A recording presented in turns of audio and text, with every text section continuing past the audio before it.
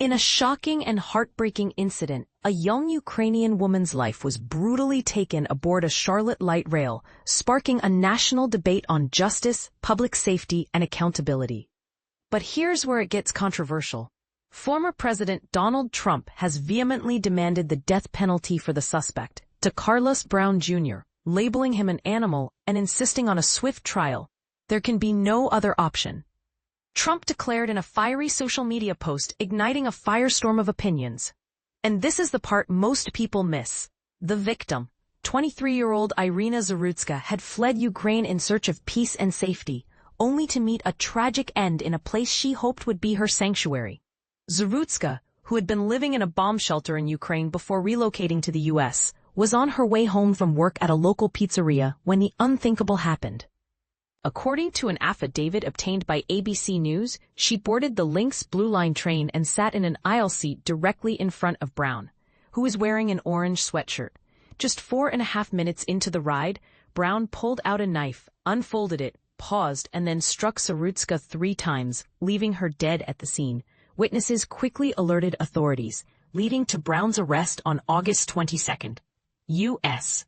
Attorney Russ Ferguson described the attack as a terroristic act and emphasized its broader implications. This brutal assault on an innocent woman is an attack on the American way of life. Ferguson, along with North Carolina FBI Special Agent James Barnacle Jr., personally informed Zarutska's mother and uncle of the federal charges, which include committing an act causing death on a mass transportation system, a crime eligible for the death penalty. Zarutska's family, heartbroken beyond words, released a statement calling attention to a broader crisis in public safety and systemic failure.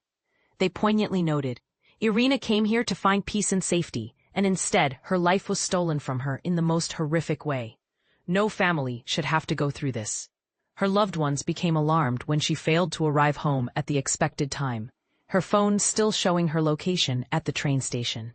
Upon rushing to the scene, they were devastated to learn of her death. Here's where the debate heats up. The Charlotte Area Transit System, CATS, confirmed there was no security on board the train during the attack, with a spokesperson explaining that security teams patrol the system but are not stationed in one area. This revelation has sparked outrage with U.S. supporters. Transportation Secretary Sean Duffy announcing an investigation into the city's failure to protect Iryna Zarutska. Duffy bluntly stated, "If mayors can't keep their trains and buses safe, they don't deserve the taxpayers' money." Charlotte Mayor Vi Lyles responded by announcing increased security on commuter trains effective immediately, but the damage was already done. North Carolina Republicans labeled the attack 100% preventable and a wake-up call for the city. Iryna's death did not have to happen, declared Abdul Ali, chairman of the state's 12th congressional district, during a press conference.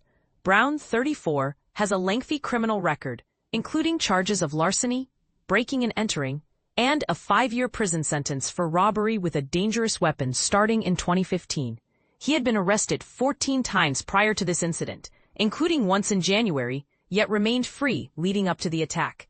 His next court appearance is scheduled for September 19th. Though it remains unclear if he has legal representation.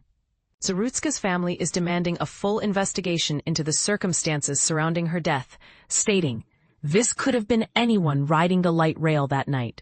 We are committed to making sure this never happens again." Described as a kind and hard-working woman, Zarutska will be buried in the United States, her family insisting, "She loved America. We will bury her here." Despite outreach from the Ukrainian embassy, a candlelight vigil in Zarutska's honor is planned for September 22nd at 8 p.m., organized by North Carolina Republicans. Now, let's address the elephant in the room. Is the death penalty the appropriate response to this heinous crime? While Trump and others argue it's the only just outcome, others question whether it truly serves as a deterrent or addresses the systemic failures that allowed this tragedy to occur. What do you think? Is capital punishment the answer, or should the focus be on preventing such crimes through better public safety measures? Share your thoughts in the comments. This is a conversation that demands your voice.